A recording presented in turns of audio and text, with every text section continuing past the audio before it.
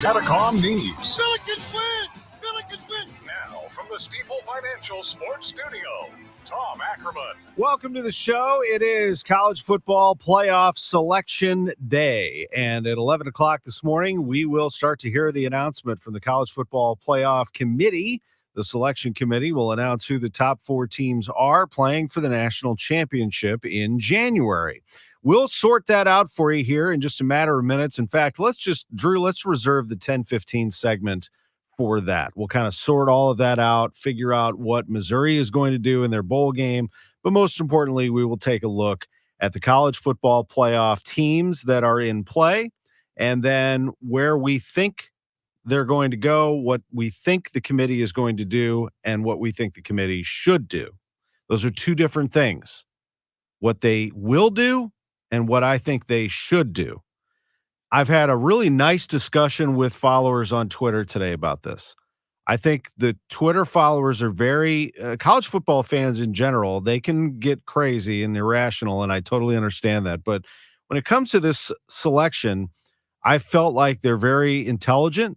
I think they have very good points on both sides, and I might not agree with you, but I understand your side of it. I will say this, though. I am tired of it. I know that they like to spark the debate, and it's apparently good for the sport that we all debate who the top 4 teams should be. But somebody's going to get left out here, and it's really not right. It's a bad system. It should have been a tournament a long time ago. In fact, Drew, where you're sitting, I was a producer of Sports on a Sunday morning. I was a producer of Total Information AM on Sunday, and I used to sit right there with a former producer named Tim Klutsaritz, who went on to become, among other things, the news director at a terrific station down in Fort Myers, Florida area where he remains. He's a very good talent in our business. But when we were producers here, we mapped out a bracket, and this is in 1997, 98, of what it should look like.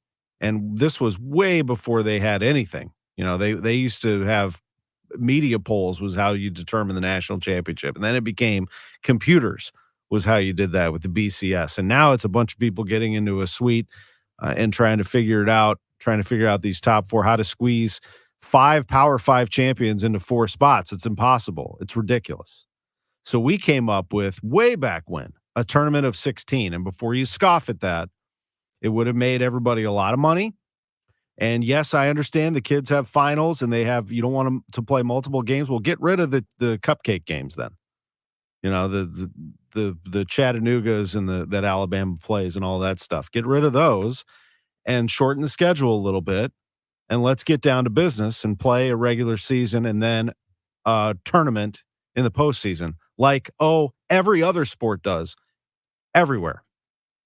College football is the only one that doesn't know how to determine its champion.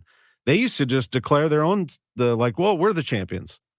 They're the champions, we're the champions. Nobody really could ever figure it out. And there was never a tournament. And now it's even more ridiculous.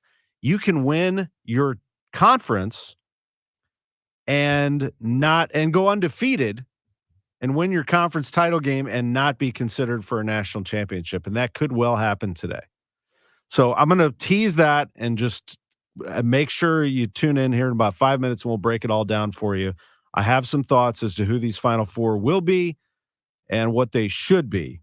And I'll tell you the teams that will not be considered when the committee meets here today. They are coming up with their answer and they should have it in about an hour. We also have, if you're watching our live stream here on YouTube and Twitch and Twitter and everything else, Facebook, you'll see that I'm wearing a Billikens vest. That is because I am calling the SLU women's game today against Ball State at Chaffetz Arena at 2 o'clock. I am wearing this following a Billikens loss to Southern Illinois 101-62 yesterday at Banterra Center in Carbondale. A really, really rough loss for SLU, beyond belief. It's not that SIU is bad, although they were bad when I saw them last. I called the game at Indiana State that they got absolutely smoked by the Sycamores, and I'm certain that Brian Mullins, their tough-minded, not only former guard for the Salukis, but coach, got them together and said, never again. We're not playing like that ever again. We're playing tough. We're going to play gritty. We're going to move the ball on offense. We're going to rebound the basketball. We are going to play team basketball. Everything that SLU is not right now. SLU is completely discombobulated and out of sync. They barely beat Dartmouth about a week ago. They got beat, although they came roaring back. They lost to a good Utah State team, and now they've been put in their place by the Salukis. And Southern Illinois beat them 101-62, dropped 18 threes on them. We'll hear from Travis Ford about that, and Rebecca Tillett, the head coach of the Billikens women's team, at 10:30 today. Mizzou plays today. They'd like to hit more threes, that's for sure. They're taking on Wichita State at 2 o'clock this afternoon. Also, Illinois looked good yesterday. Illinois with a win. They beat Rutgers. You can't forget about how good Illinois basketball could be. They are ranked, and I know they're maybe out of some people's minds because they're ranked a little low at 24, but only 2 teams in the Big Ten are ranked, I'll remind you. Only 2. The number 1 team in the nation, Purdue, who lost on Friday to Northwestern, and Illinois. That's it. Was the only 2 that are ranked. Purdue's 1, Illinois' 24. Those rankings are about to change. But Illinois won their game, beating Rutgers yesterday. A good win on the road. Dominant win, 76-58. There were a lot of upsets yesterday. Number 3, Marquette lost at Wisconsin, 75-64. Kentucky lost to UNC Wilmington. Duke lost to Georgia Tech. Duke lost back-to-back games this week to Arkansas and Georgia Tech. So there'll be a shuffle in the top 25. It's very early. Personally, I went to the Indiana game on Friday, saw them beat Maryland. They looked really good. But they're going to have to get their guards together because their upcoming schedule is at Michigan, against Auburn and Atlanta, and then Gulp, Kansas on December 16th, which I will be attending. Duke and Kansas and Kentucky and Michigan State and all of these great programs, they should be fine come March, but there are going to be some things happening, some shuffles here and there as we go along. That's college basketball. And then there's the topic of baseball. Baseball's winter meetings begin today. Now, we will have heavy coverage starting tomorrow morning with reports from Nashville with Matt Pauley and Mike Claiborne. We have 2 reporters at Opryland, and they will be scanning that hotel like you wouldn't believe. If you want Cardinals coverage, there is really one place that has 24-hour, you tune in when things break, and that's KMOX Radio. And we will be all over it. Mike Claiborne's as good as anybody at getting information, great conversationalist. He's going to be working that lobby today.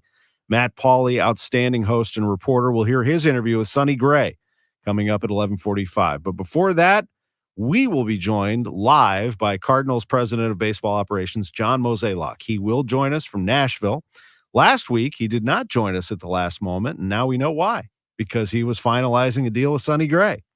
But we will hear the Sonny Gray interview, and before that, we'll talk to John Mozeliak about what else he is up to down in Nashville. And believe me, he is up to some things. They need to add bullpen help, and I strongly believe that they need another starting pitcher to this rotation. Good rotation's fine. Gray and Michaelis and Matt's coming back, and of course the 2 new acquisitions in Lynn and Gibson. But Matt's dealt with some injuries last year, and the Cardinals have to be careful here not to repeat last year. Adam Wainwright got hurt at the start of the year. They dipped into the depth. They got Jake Woodford to replace him, and it didn't go well. Woodford's no longer here. Hudson's no longer here. They didn't have enough depth to account for any problems, and it bit them hard. They didn't have enough starters. The bullpen got overtaxed. The offense pressed. The defense fell apart. It was a bad year. They were 20 games under 500. It's not all the starting pitching's fault, but they have to learn their lesson and make sure they have the best rotation they possibly can. And I think they're going to go after another starter, preferably somebody to create a 1-2 punch with Gray, whether that's via trade or free agency. We'll find out. We'll talk to John Mozeliak about that a little bit. Blues lost to the Coyotes 4-1 last night. Blues just can't gain any traction or consistency, but we will hear from them on that loss as well. Sports on a Sunday morning. So don't forget, college football discussion after this break. At 11:05, we'll do our NFL picks, but we're going to do them quickly because I have to, and we may actually preempt them, because if college football has its Final Four, unless they dilly-dally and like they do sometimes on ESPN, they drag it out. But if they come out of the gate firing with these are the four, we'll just go right into that discussion. We'll save our NFL stuff for later. It is Sports on a Sunday Morning, sponsored by Gray Bar. That sets the table for you. Big day. Big day. Back after this. Get into the holiday spirit and listen to The Christmas Station, 102.5 KEZK, for all the sounds of the season, from Mariah to the holiday classics. Plus, keep rocking around the Christmas tree no matter where you are with 102.5 KEZK on the free Odyssey app. Turning your home into a winter wonderland? Ask your smart speaker to play 102.5 KEZK. Enjoy the holiday season your way on the radio, on your smart speaker, and on the free Odyssey app. The choice of a lawyer is an important decision and should not be based solely on advertisements. STL today, the vote is in, and there's no need for a recount.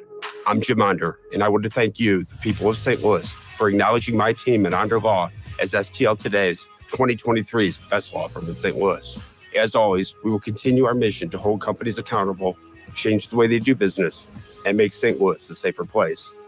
When you're injured, you need the best. Call Onder Law at 314 or 618-9000000. Get a pen. You'll want to take this number down. Okay, you have health insurance or you don't have health insurance, but you want health insurance at a reasonable price, right? Well, you won't find it with Obamacare, where you can only sign up once a year with their high deductibles and limited networks. You need to talk to an expert. Kim Kiefer at H&L Agency can help. If you pay for your own health insurance or your employment coverage is just unaffordable, or if you have a few employees, you could be saving 30 to 60% if you qualify. Couples under 65 are saving $500 to $1,000 a month with better coverage. Go to hnlagency.org and get a quote today. We all need quality health insurance at an affordable price. Call Kim at 800-975-2841. That's 800-975-2841. Or go to hnlagency.org and is spelled out. That's hnlagency.org. A quality plan managed by you, not the government. Nobody wants a surprise in their jelly donut. It's toothpaste? That's because the middle is the most important part. At Gray Bar, we're at the middle of electrical and datacom jobs across the country, connecting installers, facility managers, and business owners with smart solutions for their most challenging projects, which means stocking and delivering crucial products on time and on budget with no surprises, thanks to our nationwide logistics network. Yep, Gray Bar does that.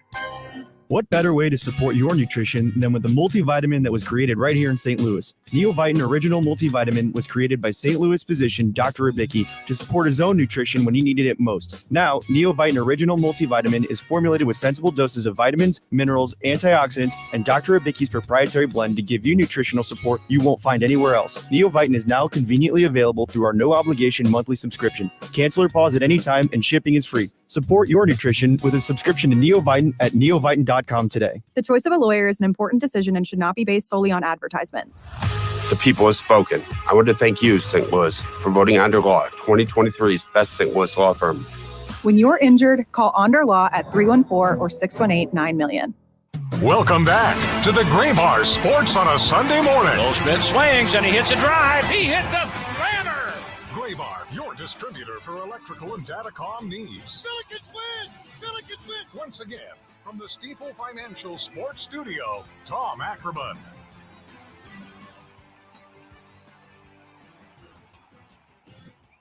Welcome back. Sports on a Sunday morning on KMOX. I'm hearing that somebody's, leaking on social media who the top four are. I don't see that, but if that does come out, leaked out, it is going to be the college football playoff is going to be announced here at 11 o'clock.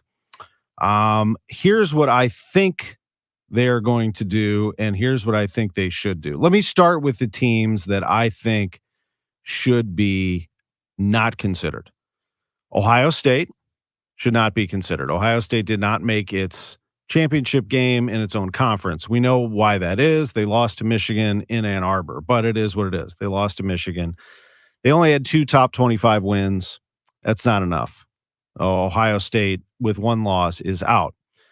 The second team that should be out is Georgia. They should not be considered. And I know they were number 1 all year, and that seems unfathomable, but Georgia is the only one of the group that did not win its conference title game. They did not. They are the only ones. Michigan won, Washington won, Texas won, Florida State won, Alabama won. They all won their conference title games. So they are out. Georgia's out, in my estimation. Unfortunate, but they had their opportunity, and they didn't do it. They lost to Alabama. So that leaves you Michigan, they're in. They're a lock. They have nothing to worry about. They're the Big Ten champ. Washington, they're in. They're a lock. They're the Pac-12 champ. They went unbeaten. Good win for them, by the way. Really good win over Oregon. My gosh. Oregon looked like an absolute beast. And they beat Oregon straight up. They were 9.5 point dogs, beat them 34-31. The third team that I think will get in is, and I don't know that they are number 3. I'll explain that later. But I think Alabama is going to get in. Alabama won the SEC title game.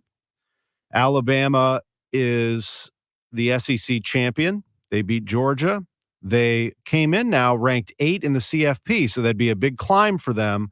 But I do think they will get in at number 4 is going to be my prediction. So they will play Michigan. This is what I think is going to happen, okay? The next one is the debate is Florida State or Texas. Now, Florida State won the ACC title. Florida State is undefeated. Florida State's 13-0. They beat Louisville in the ACC title game 16-6. They deserve to be in my estimation. They should be in the college football playoff. You can't tell an undefeated Power 5 conference champion that you can't be in this party.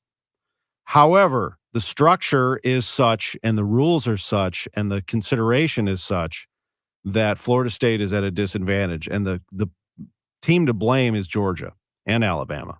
Georgia blew it. Had they won, Florida State would have been fine. The fact that Alabama won, that opens the door to Alabama getting in, and it also opens the door to Texas getting in. And the reason for that is Texas beat Alabama this year. And the committee is going to weigh that very heavily. Now, it was early in the year, and Alabama is a different team now than they were then, but they lost to Texas. Florida State's also a different team than they were when they scorched LSU early in the year, and they're not as good now. And that's what I think is going to happen here.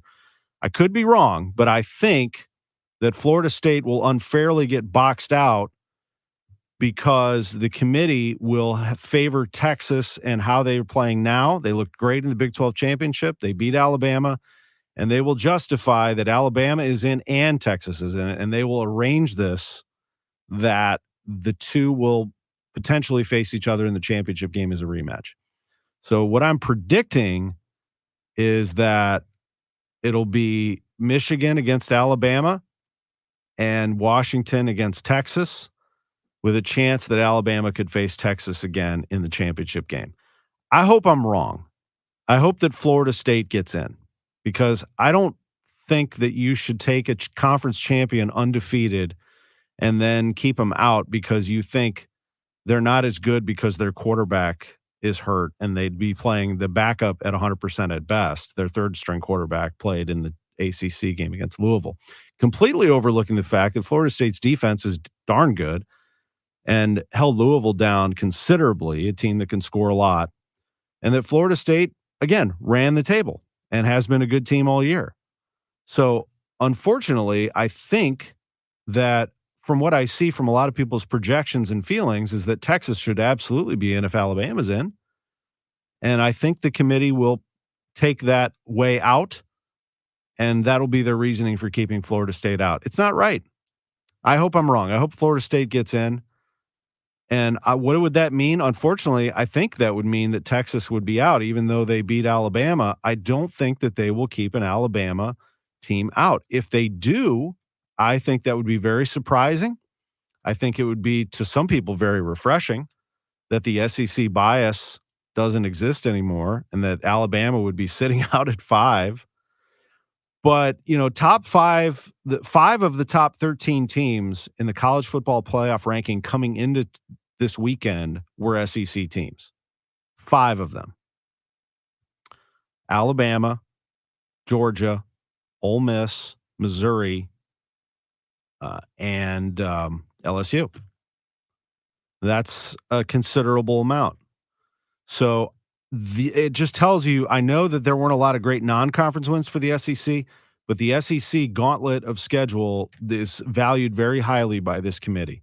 I'm not telling you, this isn't my opinion. I don't make the call here. I'm just telling you what I think their thinking will be. I hope I'm wrong.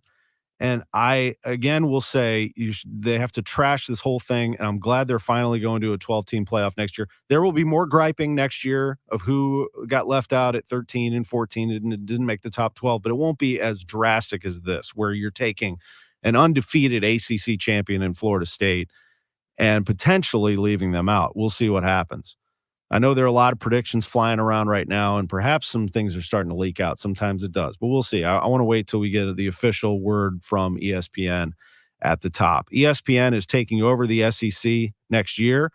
I don't think that it has anything to do with this. The reason I'm pointing it out is thank you, CBS, for all the things you did on the SEC on CBS. It was a wonderful run watching those games on CBS, and it was great to see that final broadcast with Vernon Lundquist on there yesterday with the guys, Brad Nessler and Gary Danielson. College football. So what does this leave Missouri? Well, it depends. I mean, if Texas is in the college football playoff, then my prediction of Mizzou playing Texas in the Cotton Bowl is dead. But if they are, that's what I'd like to see. I'd like to see Missouri play a big brand. I saw a couple of predictions this morning. Projections had Missouri playing Oregon in the Fiesta Bowl. That's great. If I were to read the tea leaves, I would say they may do an Ohio State-Oregon, because both of those teams will be in the Big Ten starting next year, and that's a little bit of a preview. It kind of gets the wheels greased a little bit for that upcoming matchup down the road. And that Missouri playing Texas would be great for Missouri's brand to beat a big team like that, to show, and a team, by the way, Texas, who will have a lot to prove one way or the other, whether they get into the playoff or not, that they're back. If Missouri beats them, that's a huge statement and would be fantastic. You want Missouri to play a big brand, whether it's Ohio State, Texas, Oregon, give it to me, whatever. That's what I want Missouri to do. Missouri's in a real good position. By the way, I mentioned last week that Eli Drinkwitz was going to join us in this segment. I talked to him. They are practicing right now. So I said, hey, I'm like, don't even worry about it. You got more important things to do. He said, we have practice. And I said, go get it. So they are practicing.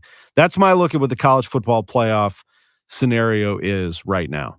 And I got you. I understand all angles of this. Believe me, I get it. Those who are favoring Texas or Alabama or Florida State, the Georgia supporters, I'm not with you, and I'm not with you, Ohio State, although I don't see very many. But that's kind of where it is right now in college football.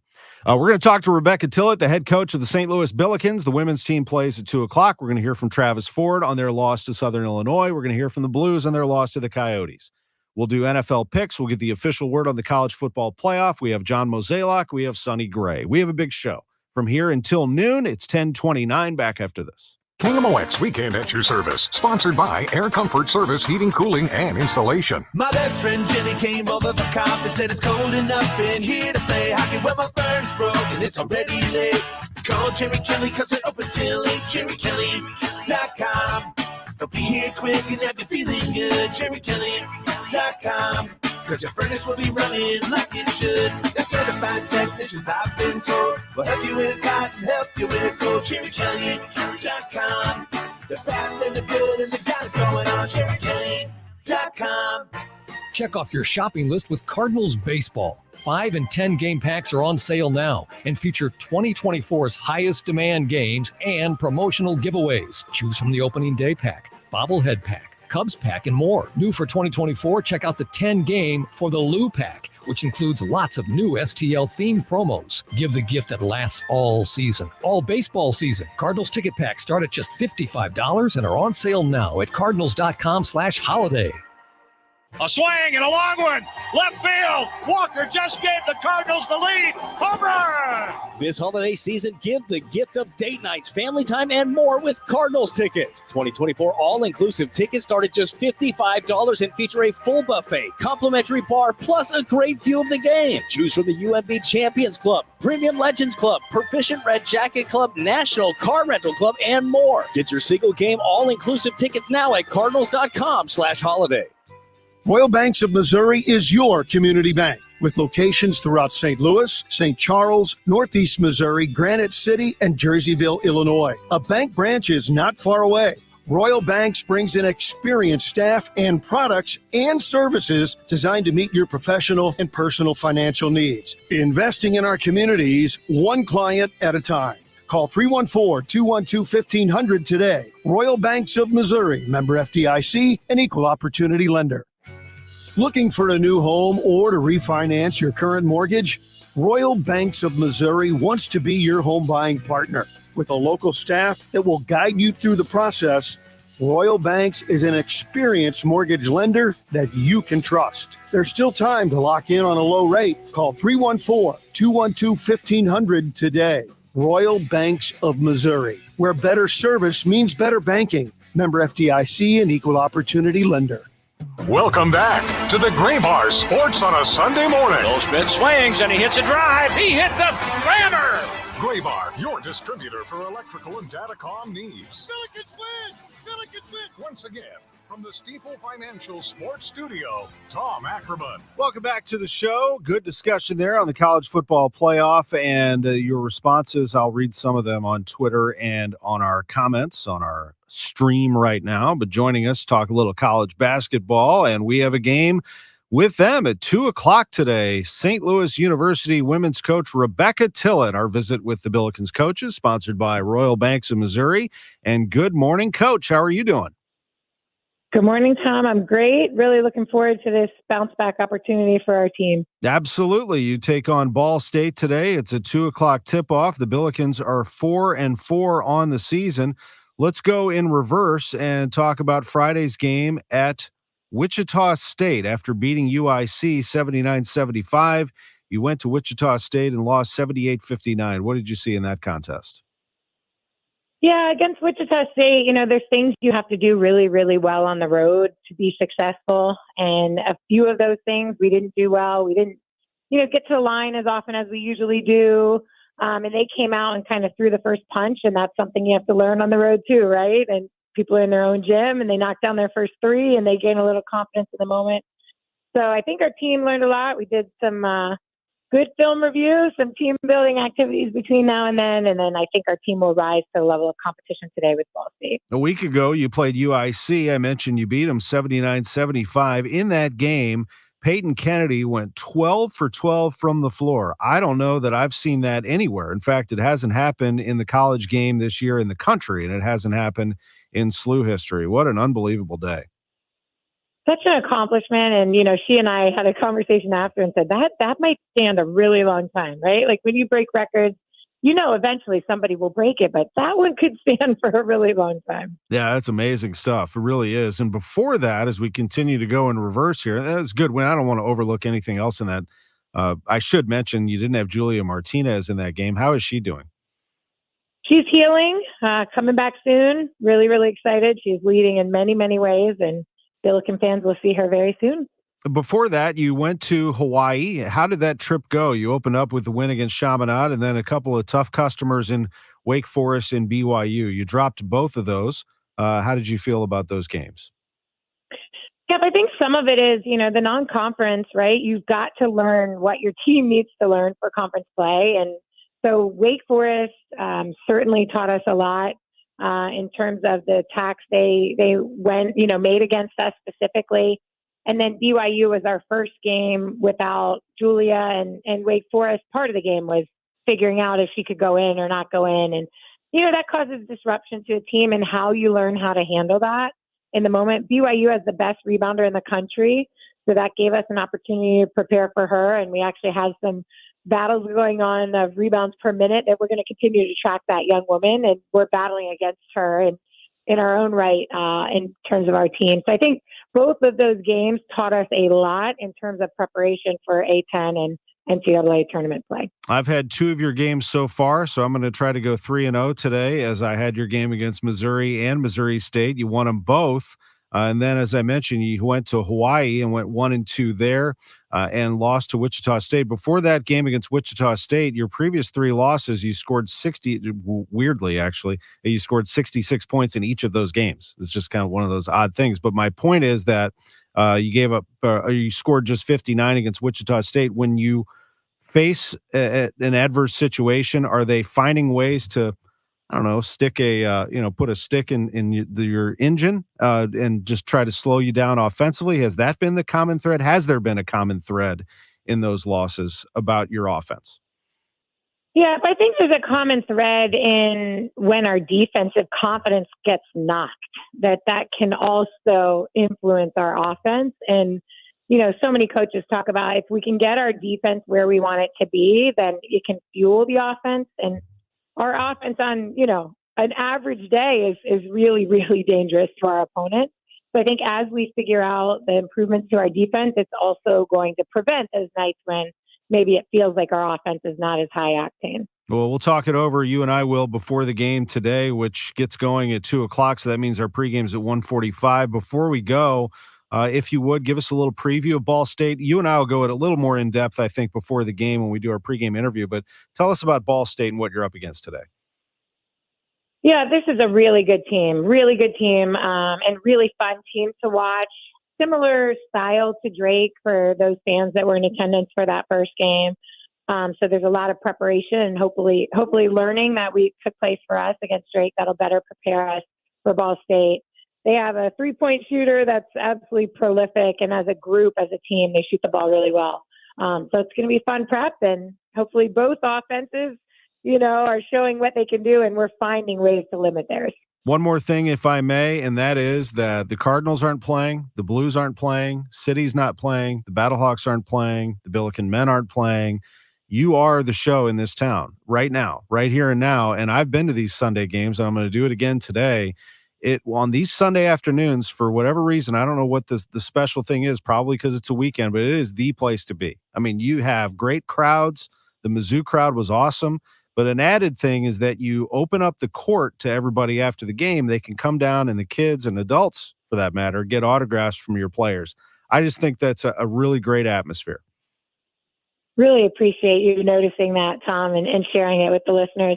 We want to be a community team, right? We want to give back to the community. We had a great clinic, free clinic a couple weeks ago, and just want to continue to meet everybody. And these women are fierce, and they are fun. And when the stands are packed, we are an even more dangerous team. So I hope we see everybody here today. Well, looking forward to seeing you. I'll be over there in a few hours, and we'll catch up as the Billikens take on Ball State today at 2:00 on KMOX. We appreciate it, Coach.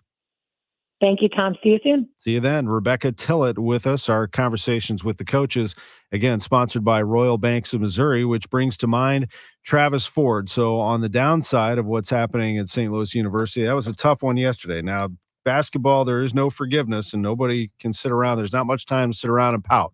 You got to get right back at it. And I thought, hearing this interview yesterday on KMOX, that Travis Ford handled this as well as he possibly could. The Billikens lose this game 101-62 to Southern Illinois. Here is Coach Ford with our broadcast crew.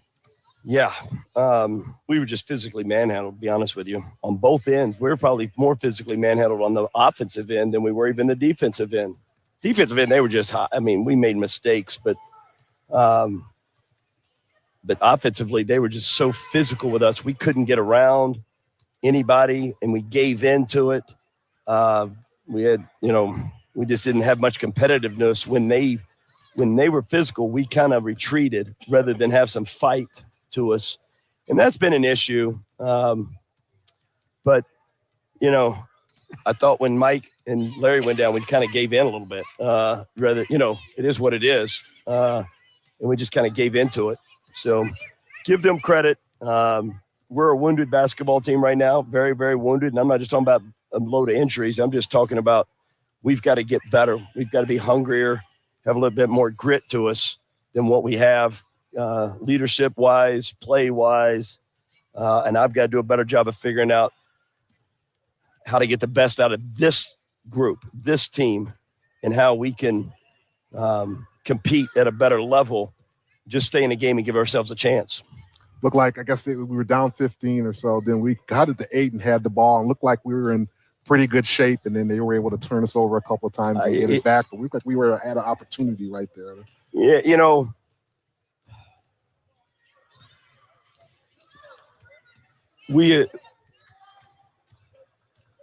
we have done so much in the last 3 days to try to emphasize toughness because one thing we've seen issues, obviously, we've shown our lack of toughness through rebounding, through defense of toughness, especially under the three-point line. Obviously, they get hot tonight, and we've been to defending the three well, but give them credit. We've been, I thought, lacking toughness in our offensive execution as far as attention to detail. We get a lot of guys that break things down, but we're not a blessed one-on-one team, so we got to use each other. But maybe the worst thing that's keeping us from staying in games or making a run is we can't get a 50-50 ball. Yeah, we'll get a big miss and we don't come up with it. It's over and over again. Tipped out, they get it, and it's just not. And and I apologize to our team for I said I haven't done a very good job of implementing my personality. I can't, we have too many excuses when things aren't going our well, rather than all right, let's grit our teeth and figure it out. It is what it is, and let's figure this out. Let's have some fight in us. And we don't quite have that personality yet that we need to have. But these 50-50 balls and this rebound, are really causing us problems. And the lack of being able to run our offense is bothering. We're not even able to run our offense. And, I mean, I'm sure it looks like and it is. I'm telling you, it looks like we don't know what we're doing offensively because we can't get in. We're physically being taken out of it. And we've got to find some answers. And we got to find the right people that we feel like we can go to war with. Sometimes the stage is just too big. Sometimes the stage just, I've told them I've been here. I've played, and I understand what a big stage looks like and how you have to respond to that. We need guys that are willing to rise to the stage that we're at, and compete at the level that you need to compete at to give yourselves a chance. And we're obviously far from that right now. Yeah, and then you see a couple of guys, Kellen Thames with both of your point guards down, and Kellen comes in, kind of fills that breach. He gets rebounds, and George Churchich, who, he's a kid. He's trying to figure it out, but he comes to play. But it's probably not fair to ask a kid like that to come in and be the guy. No, but he was the only one that was trying. Yeah. Not only had 2 threes, we had like 2 deflections on 2. I mean, he was the only one. Like, we were trying to get other guys to shoot. He was the only guy who would rise up and take a shot. Yeah.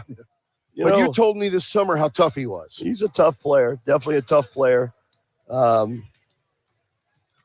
he can score a little bit. Just like anybody else, though, we got to get better defensively. But that's neither. He can't be any worse than what we got right now. But I thought Kellen, Kellen Thames gives you some winning minutes. Kellen Thames, I like. You can go to war with Kellen. Are you in a position we can ask, or you can answer about injuries to Michael Meadows and Larry Hughes? Do we know anything yet? We know Mike Meadows has been actually taken to the hospital, transported to the hospital. And Larry, I think they said it was his hip, but he was in the locker room sitting with the team and everything. So they didn't give me an update on him. So I assume he's okay. I assume, but they did tell me about Mike Meadows, but I think it was Larry's hip from that standpoint. Well, last year you ran through the Valley. I declared us Valley champions. This year it's a little tougher. And speaking of tough, going to Drake next week. It doesn't get any easier. No. Coach, thanks so much for the visit. We'll see you in Des Moines. All right, there's Bob Ramsey and Earl Austin Jr. with Travis Ford last night. So Des Moines is not going to be easy either. They're playing Drake, one of the teams that were picked to be near the top or at the top of the Missouri Valley Conference. So tough deal there. He mentioned Mike Meadows, who was really hurting in that game, was taken out of the game, mentioned he was brought to a hospital for evaluation. We will have an update on that during the women's game. I'll give you a complete update on what the men's team is up to health-wise and looking forward. But tough times here for this Billikens team. I mean, when they're dealing with injuries to Sincere Parker and Larry Hughes and Mike Meadows and on it goes. Plus, they're not getting great offense from almost anywhere. That is going to be difficult. And if they're not buying in defensively, that is going to be a problem. I agree with him on Kellen Thames. I'm buying stock in Kellen Thames. In fact, that stock price has probably gone up. 10 points, 11 rebounds. That kid can play. I really like the hardworking guys like Dahlger. He mentioned some others in there, but this is a team that's got to come together collectively. They have a lot of time still to get it right, but I'm afraid the mix of talent right now with not everybody healthy is a real problem for this SLU team. I hope that they can figure it out. They've got a game at Drake on Wednesday night. They'll play Hofstra and Louisiana Tech on back-to-back Saturdays. Then they go to NC State to wrap up this month of December before the big schedule begins, and that is the A-10. And right out of the gate, they'll play Loyola on January 3rd. There's a lot of time for SLU to get it right and get healthy, but so far it has been a tough go for Travis Ford's team. We will take a quick timeout. When we come back, we'll talk a little Blues, our Blues breakdown with Coach Craig Berube and some players. And then in the 11 o'clock hour, get ready. It is the college football playoff selection.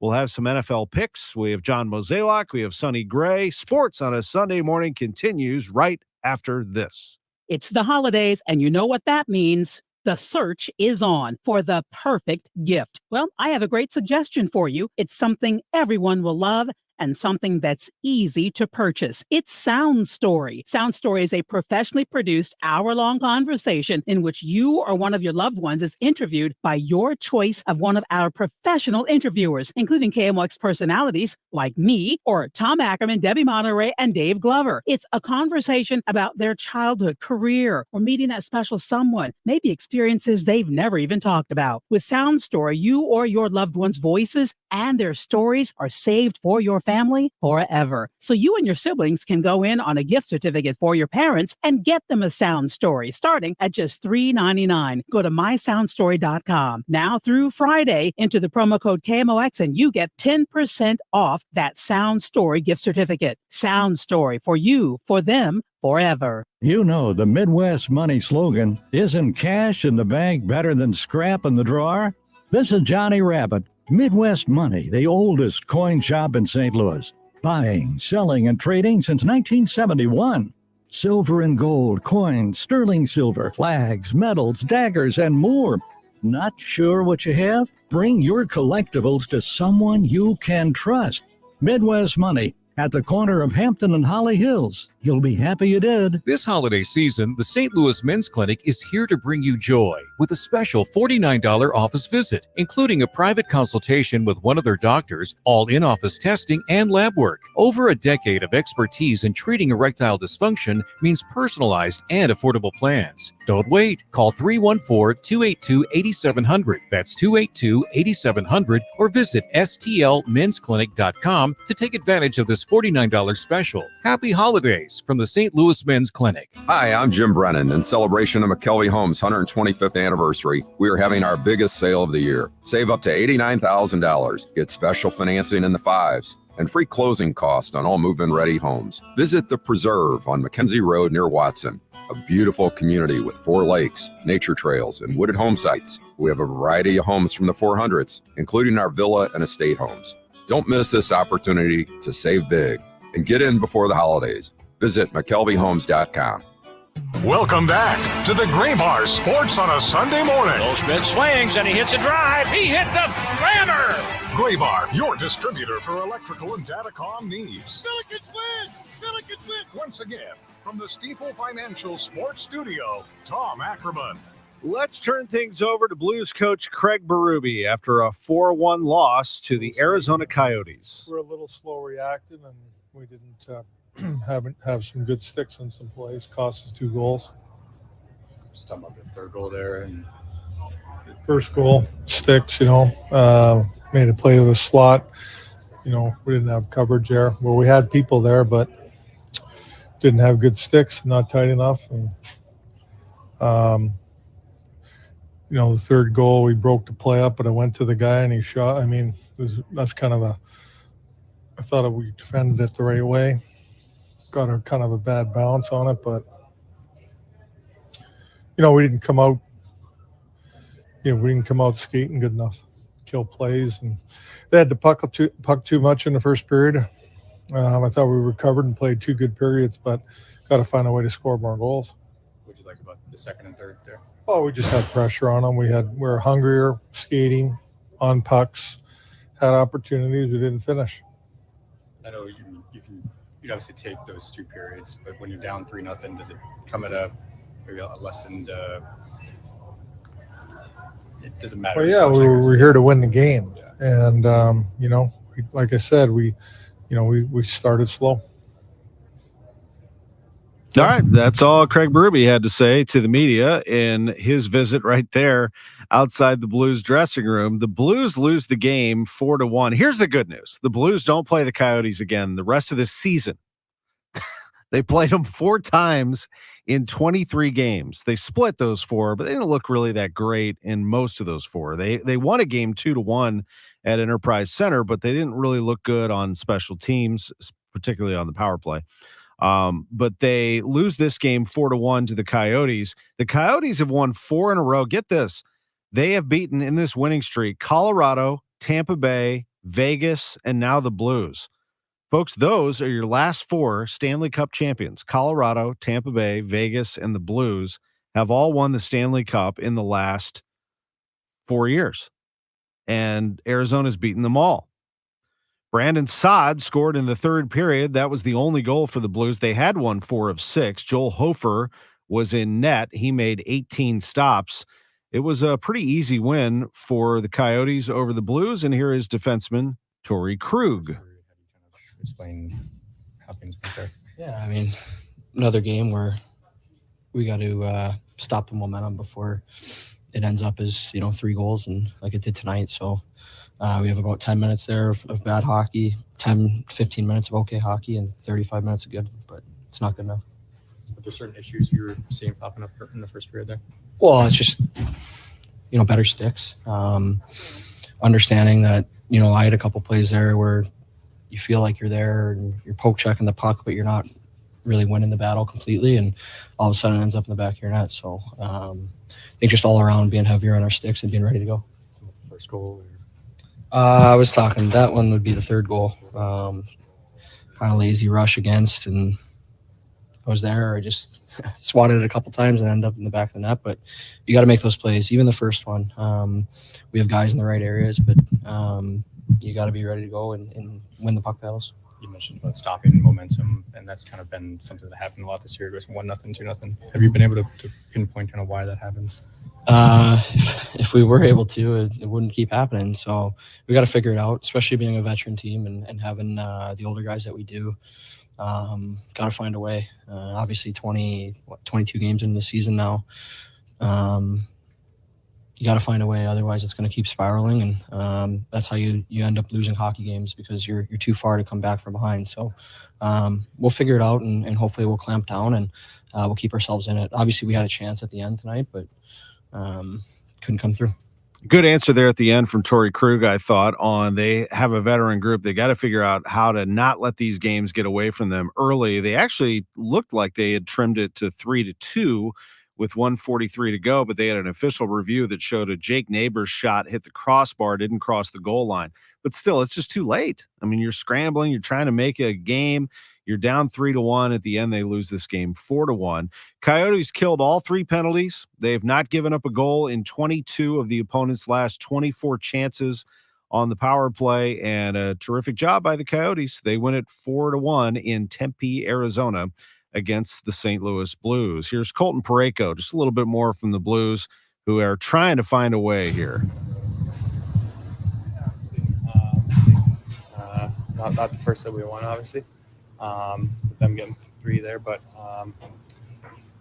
yeah, I mean, obviously came in the first period, knew that was behind us. I thought we did a good job in the second and third, obviously responding, but obviously their goalie made some good saves, and tough. I think like I said, we did a good job throwing pucks at the net, getting opportunities and stuff, but obviously tough to come back after 3. What were some of the issues you saw in the first period? I don't know. I haven't really looked, I guess, at it. In general, I know I was out there for the penalty kill goal, and kind of an opportunity for me to, I guess, have a stick on puck, and should have been there for me. I think that should have been my play, but other than that, I think just as a group, I think we got to be ready and make sure that we're just communicating and just getting in the spots that we need to be in. Blues outshot the Coyotes 17-7 in the second period, but it was the first period that really did them in. The Blues gave up 3 goals in the first period. That game was basically over by then. So they've got to find a way to play a full 60 minutes. They are up and down, not only game by game, but period by period, I feel. The Blues right now in the Central Division in the Western Conference have dropped into 5th place. Arizona jumps over them. They have 26 points to the Blues 25. Colorado, Dallas, and Winnipeg lead that division. They are the top 3 teams in the division. But if the wild card ended today, the Blues would be one of those. They have 25 points. They would be the number 2 wild card out of the Western Conference. Long way to go for sure.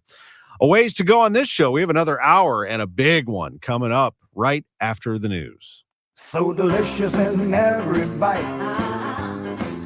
Dad's cookies, they taste so right. Dad's cookies go mighty fast this time of year, so stock up next time you're shopping. And for an easy and unique gift for out-of-town family and friends, give them the sweet taste of a St. Louis tradition by ordering at dadscookies.com. The taste made just for you. And in stores everywhere. Dad's Cookies. dadscookies.com. How old are elves? Does Mrs. Claus have a first name? Is the fur attached to the top of Santa's boots or the bottom of Santa's pants?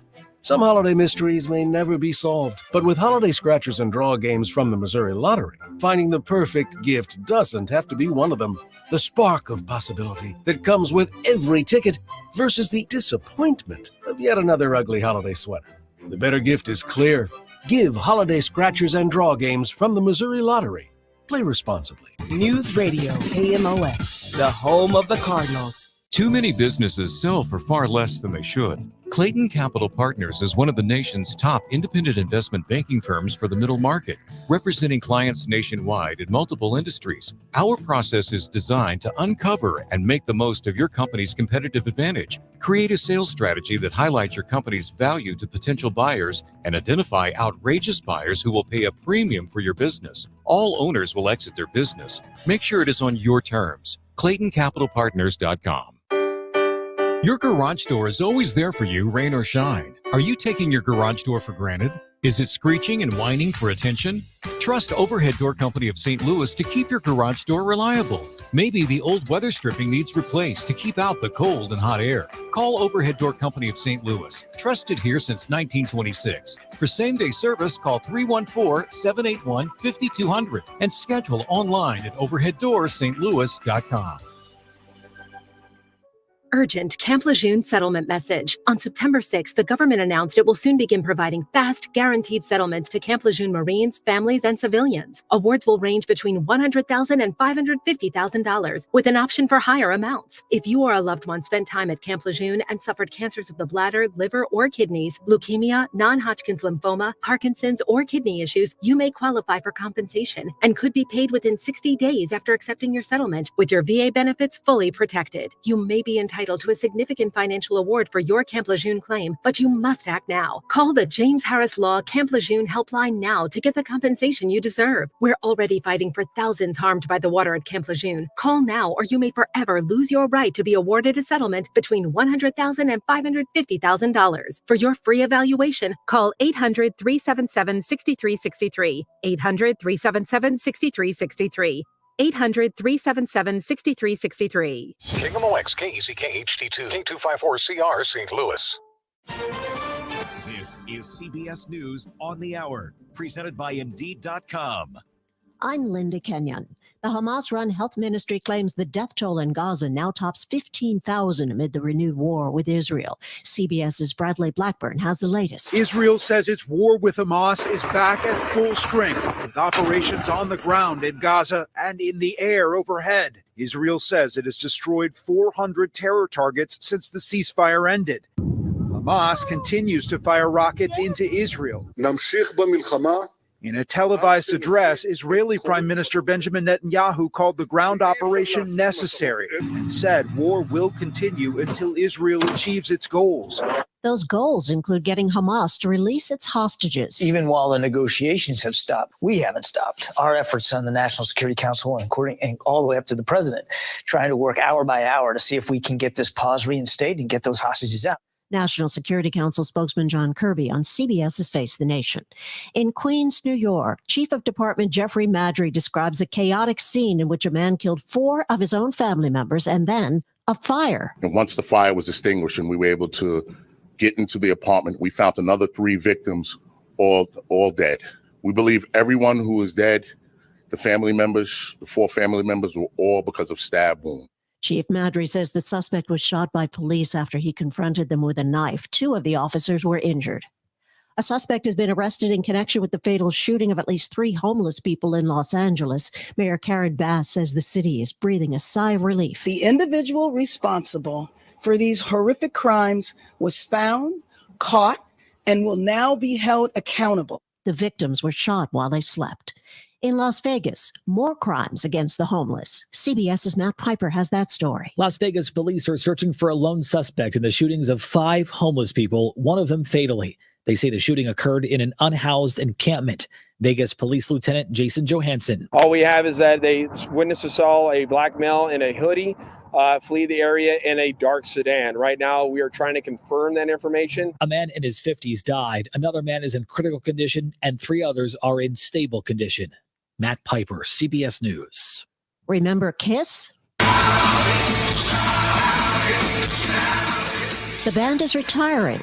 Here's something to make sure you'll never forget them. At their final concert at Madison Square Garden in New York last night, they announced their avatars will go on tour. During their encore, the band's current lineup left the stage to reveal their digital avatars, allowing them to live on in virtual immortality. This is CBS News. You don't need a job platform, you need a hiring partner. Indeed lets you schedule and conduct virtual interviews all from one place. Start at Indeed.com/credits.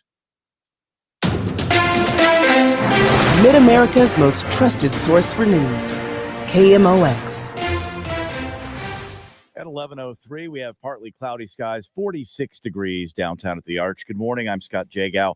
Our top story this hour, a pair of St. Louis women are back from the nation's capital, where they shared stories about those suffering from radioactive contamination. Those stories that were shared by Dawn Chapman and Karen Nickel with Just Moms STL are simply heartbreaking. Friend that lives across the street from the high school, which is where we're at right now. She is very early 20s, and she was just diagnosed with a glioblastoma, and they're giving her 2 to 4 months to live. This is the 3rd brain tumor in my neighborhood where we are right now, in just a short amount of time. Nickel, along with Chapman, speaking with our news partners at Fox 2 about how they lobbied for legislation to fund victims with serious conditions like genetic disorders and cancers. Every story that we hear is like the first story that we heard, the first illness that we heard. Every story hurts just the same. The pair estimates that as many as 4 million families in St. Louis City, St. Louis County, and in St. Charles County could have been exposed to radiation. Melanie Steen, KMOX News. Someone broke into 4 cars outside a South St. Louis fire station Friday night. I'm happy no one was injured, because a lot of times when you have these incidents, if someone comes out unexpectedly, there can be another incident of sorts. So I'm happy no one was injured. Fire Captain Garen Mosby tells our partners at Fox 2 windows of vehicles were smashed out at Firehouse 31. It's not the first time something like this has happened to firefighters there. Meanwhile, the Metro West Fire District is collecting toys for TOTS donations at select firehouses. New unwrapped toys may be dropped off anytime at Station 1 on Manchester Road, Station 4 on Clayton, or Station 5 on Stark Lane. The deadline is the 14th.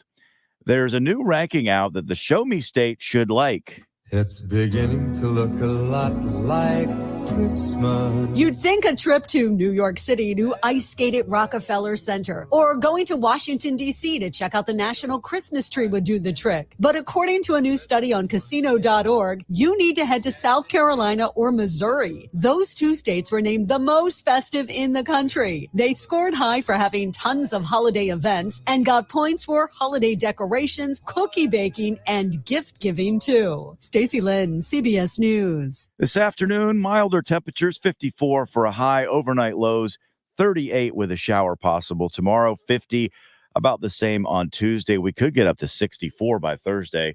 Right now, it's 44 in St. Peter's, 45 in Florissant, 46, some sun this afternoon, 46 right now downtown at the Arch.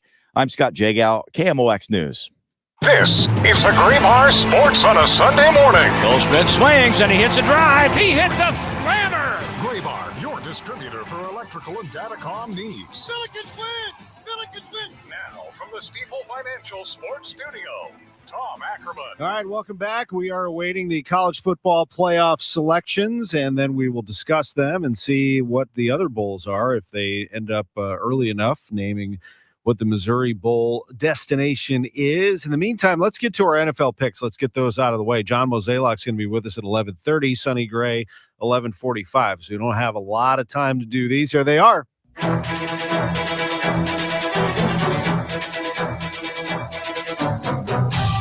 a key block by the left guard, Tom Ackerman. And right here, let's go downstairs to Bonus. Marv, if you remember that big run Robert Holcomb had on the first drive, one of the guys responsible on help busting him loose was Tom Ackerman. Tom Ackerman up front, and this is a unit that has played very well. A good night for Eddie George. 21 carries, 74 yards. The left guard, Tom Ackerman, with the block that set him free. It's a first down. And let's take a look. Let's start with the game on KMOX tonight. It is the Chiefs and the Packers from Lambeau Field. Should be a terrific matchup. 720 on paper, at least. It's a great matchup. In terms of point spread, Chiefs are a 5-point favorite. I think they're going to roll in this game. Green Bay is a great atmosphere, man. I mean, I love Lambeau Field. I'd say Lambeau Field, Arrowhead Stadium are my two favorites. I loved Pittsburgh. I don't want to leave anybody out, so I'll just stop. But they're all great. But those are my two favorites. Lambeau Field, Arrowhead Stadium. That's the matchup tonight. Chiefs, Packers. I've got Kansas City -5. I don't see any other way around it. A noon start today for Indianapolis and Tennessee on CBS. The Colts are a 1-point favorite. I'm going to keep riding the Colts, Drew. I like the Colts' push to a playoff spot. They're starting to play pretty well. They have actually won 3 in a row, and I think it's going to be 4 in a row against the Tennessee Titans. I'm taking the Colts -1 today at Tennessee. The Chargers and New England from Gillette Stadium in Foxborough. The Chargers are a 4.5-point favorite, and New England is awful. They are 2-9 on the year, and I'm going to take the Chargers as a road favorite. Chargers -4.5.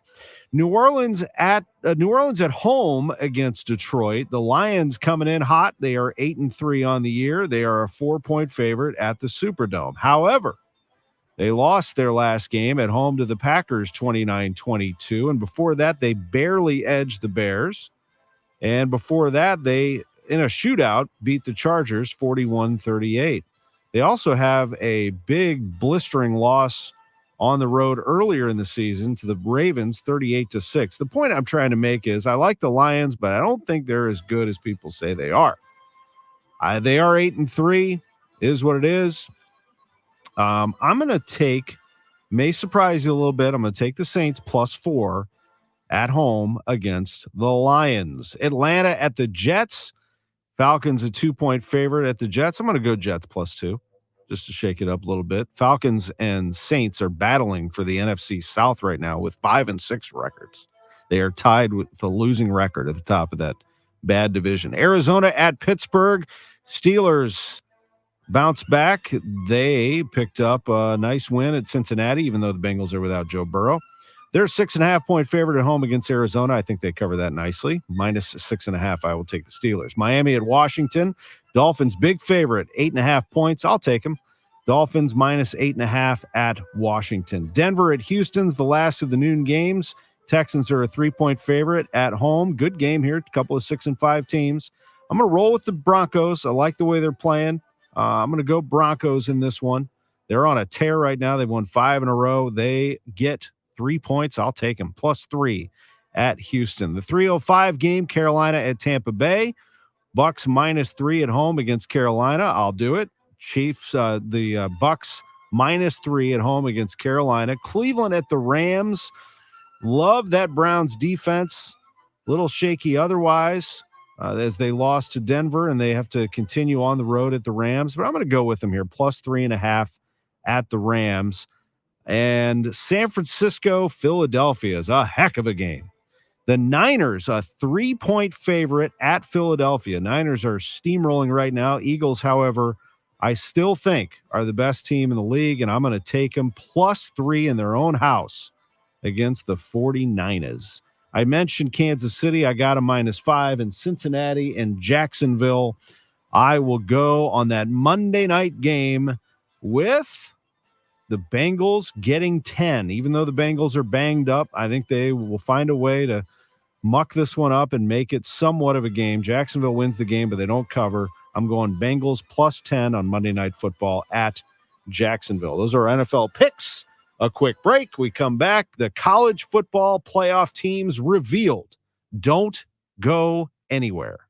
Says here that Gray Bar is a distributor. Yeah, we support electrical and datacom projects all over the country. So you can get me the products I need, where and when I need them? Yeah, thanks to our national logistics network. Any industry? Yeah, construction, industrial plants, schools, hospitals. So you could say Gray Bar is much more than a distributor. Yeah, you could say that. When you need a hand powering, connecting, or maintaining your operations, join the thousands of professionals who rely on Gray Bar to help keep them up and running. Yeah, Gray Bar does that.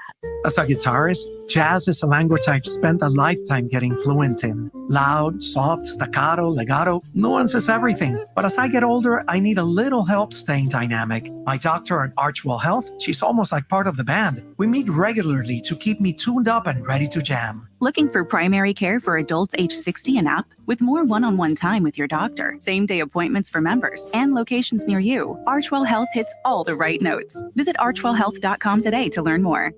Team, it's snowing again tomorrow. They're predicting 2 to 3 feet. 'Tis the overtime season for Frank snowplows. Kelly, can you take another shift? Let it snow. Quality driver applicants. Hey guys, know anybody else with a D license? Indeed can help him hire great people fast. I need Indeed. Indeed you do. We instantly connect you with quality candidates whose resumes on Indeed match your job description. Visit Indeed.com/credit and get $75 towards your first sponsored job. Terms and conditions apply. Hey, it's Amanda, and a little thing I love about the Chick-fil-A nugget trays is that they're so easy for the holidays. They're warm and flavorful. It's always the crowd pleaser. When I put down a nugget tray, everyone is happy. Hey, this is Brian, and the little thing I love about the Chick-fil-A nugget trays is the joy that it brings to me and everybody around me during the holidays. They're warm, juicy, and delicious. Cater the holidays with Chick-fil-A today. Available on the Chick-fil-A app. Real guests paid for their testimonials. Reinhold Flooring is dedicated to delivering top-notch flooring solutions with a commitment to customer satisfaction. We ensure your needs are met with the highest level of service. We stand firmly behind our work and make things right when issues arise. Based in St. Louis, we take pride in offering a comprehensive range of services, from crafting custom area rugs to providing manufacturer-approved floor cleaning supplies and even free in-home estimates. We cater to the builder and commercial business with high-quality flooring solutions. Learn more at reinholdflooring.com.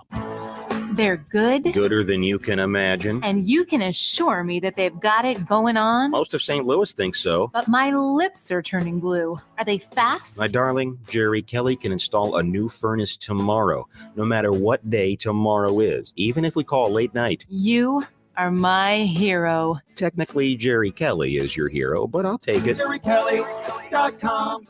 They're fast and they're good and they got it going on. JerryKelly.com. Do you struggle with occasional nerve aches in your hands or feet? Try Nervive Nerve Relief from the world's #1 nerve care company. Nervive tablets contain alpha-lipoic acid to relieve nerve aches, weakness, and discomfort, plus B-complex vitamins to support healthy nerve function as you age. Live life with less nerve discomfort with Nervive Nerve Relief. Learn more at nervivehealth.com. And try Nervive Pain Relieving Cream to block nerve pain signals at the source. Use as directed. The choice of a lawyer is an important decision and should not be based solely on advertisements. The vote is in. STL Today has certified the result. Onder Law has been voted 2023's best law firm in St. Louis. When you're injured, call Onder Law at 314 or 618-9000000. Get ready, St. Louis. It's Medicare annual enrollment period. So why not make enrolling easier with United Healthcare? Whether you choose our online tools or over-the-phone support, United Healthcare will help you compare options so you can choose a plan with confidence. This is Medicare made for St. Louis. Trusted everywhere. Explore our wide range of plans by calling United Healthcare today at 1-855-MEET-UHC. That's 1-855-MEET-UHC. Annual enrollment begins October 15th and ends December 7th, so call today. Welcome back to the Gray Bar Sports on a Sunday morning. Goldschmidt swings and he hits a drive. He hits a slammer. Gray Bar, your distributor for electrical and datacom needs. Billikens win! Billikens win! Once again, from the Stifel Financial Sports Studio, Tom Ackerman. Welcome back. It's 11:16. John Mozeliak at the bottom of the hour. Sonny Gray wrapping up our show. From the winter meetings, we have Matt Pauley and Mike Claiborne. Their coverage starts tomorrow morning. Really looking forward to everything that's going down there over the next few days. Jack Buck Awards on Tuesday night on KMOX. We'll give you that lineup as well. But right now, everyone's waiting to see what the college football playoff team selections are. They have not announced that yet officially, but we will keep an eye on it. Drew, get my attention because my back is to the monitor at the moment when we start to get the teams coming in, and we'll relay what those are. But let me just tell you what I think is going to happen. I think that Michigan, Washington are absolutely fine, and I think that the other two teams are going to be Texas and Alabama. And the reason that I say that, and I don't agree with it, but the reason I say that is they are weighing very heavily what the teams look like right now, the best four to play. And I know that your Georgia fans here are going to say, we're one of those. I mean, Kirby Smart told Laura Rutledge on ESPN, the eye test should be part of this. Well, the eye test is one thing, but credentials are another. And in my estimation, you have to win a conference championship to get into this conversation. You can't just lose your conference title game and be the only one who didn't win. Michigan, Washington, Florida State, Texas, Alabama, they all won their conference. So that's not an argument to me. Georgia had their chance, and they lost on a neutral field that was actually in their home state, and they lost. And that game, 27-24, was controlled by Alabama throughout. There's no denying that. They controlled that football game and won that football game against Georgia. So Georgia, to me, is a non-factor here. They're not in this conversation. Ohio State isn't either, but we already knew that. They didn't make their conference title game. They lost at Ann Arbor, but they had their chance to, and they lost again to Michigan. They don't get in either. This, to me, comes down to Florida State and Texas, and I know that you're going to howl about that if you don't like Alabama or the SEC, but the fact of the matter is Alabama won the SEC title. They lost one game. It was to Texas. I'll get to that in just a minute. But they have a very good strength of schedule, very good wins, and mostly they play in a conference that the committee is in love with. The SEC has 5 of the top 13 in their own CFP rankings. That's tough to beat. I mean, I just don't see any way around. I'd be stunned if Alabama and the SEC got boxed out here just because Alabama beat Georgia, that they're both out. I don't see that happening. Alabama's going to get in, I think. And I would have them at 4. I would have them playing Michigan, or at least this is what I think they're going to do. Play Michigan, and then the other one would be Washington and Texas. That gives an opportunity for Texas to play Alabama in the national championship game as a potential rematch if they both pull off wins. Here's why I say that. Florida State, I think, should be in this thing, but I think they're going to get boxed out, and I think the excuse will be that Alabama beat Georgia, and you can't let Alabama in and not let Texas in. Texas beat them early in the season, and I know that Florida State torched LSU, but unfortunately LSU and Clemson, by the way, they won at Clemson. But both of those teams fell out of the national championship picture, and therefore that for Florida State, their season started to take a downturn when they lost their starting quarterback, Jordan Travis. They lost their backup quarterback. They played a third string against Louisville, beat them 16-6. Florida State's defense, in my estimation, excellent. I think they can hang with these teams. Defensively, offensively, they would struggle to score, and I think that's what the committee is going to say, that unfortunately they look at this, and part of the criteria is injuries. Are you the best of the 4 based on all of these criteria? And they're going to, I think, jump Texas over Florida State and maybe jump Texas all the way to 3 with Alabama 4. And again, I would see a Michigan, Alabama, Washington, Texas matchup in the playoff. That knocks Florida State out, and it's not right. Because if that does happen, you're telling me that the ACC doesn't matter, the ACC championship doesn't matter, and conference championships don't matter, and the regular season, quite frankly, Doesn't matter, except for the Alabama-Texas game. I got it. It was a great game. Texas won in Tuscaloosa. But it's not right. It's a bad setup to begin with. You have a Power 5 and you have 4 playoff spots. Power 5 conferences, 4 playoff spots. Doesn't make sense. You can't squeeze 5 conference champs into 4 spots. Doesn't work. And that's what they're trying to do here. And Alabama put them, I'm glad they did actually, put them in a tough spot. It's about time. I'm so tired of, I know the debate gets everybody excited in some areas, but for people like me, I need a little more stability. I'm tired of guessing who the best teams are. I just want to see them play it out like every other sport does. Everybody plays a tournament of some length, except for college football, where they've never gotten it right. They used to have, the old boy network and the bowls would try to get together and come up with a national champion. And then another team would declare that, well, we were undefeated. We're the national champion because you're number one in the media poll. Well, we're the champs too. So that's how that all shakes out. And then you would have the BCS, which ranked by computer number. And that was kind of ridiculous too. And then they tried this CFP committee, and you start to get subjectivity, you get arguments. Someone is going to be left out, and it's not right. And finally, they will get it right next year, and they will do a 12-team playoff, which the first 4 will get a bye. They'll work it together. They'll have conference champions. They'll have at-larges. People are going to argue about seeds 13 and 14 and 15 that they should have been in the top 12, but it's not going to be nearly as difficult as this is, where you literally have an undefeated Power 5 conference champion potentially getting left out here. We'll see, because they're announcing the top 4 right now. Michigan has been announced as number 1. It's expected, and it's a good choice. Michigan has been accused of cheating. Michigan has been dealing with disciplinary action in which their coach was suspended. Jim Harbaugh has actually been suspended twice this year. Got suspended early in the year for recruiting violations, got suspended for the latter part of the year for sign stealing accusations. And he has declared his team America's team, which is laughable, but admirable program. They did the damage to Iowa in the Big Ten title. They won it 26-0. Iowa has no offense to speak of. Michigan did its job. Impressive win over Ohio State. They got challenged a few times here and there. Ohio State did the most damage to them, but Michigan is a solid football program. I don't think anybody would argue that even with all the accusations that have been hurled their way, they are a top 4 team in America. So now they found themselves at number 1. And who will they play is a huge question. Comfortably in at number 2 is Washington. Washington gets the number 2 spot. That has also been confirmed by ESPN. They just announced it. They're the Pac-12 champs. Mike Penix, the quarterback.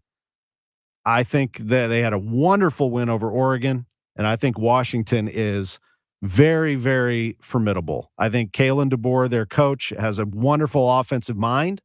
And I think Washington is going to be very tough for this next team to handle, because it has been officially announced, as I just predicted, the number 3 team in the college football playoff is Texas. Told you.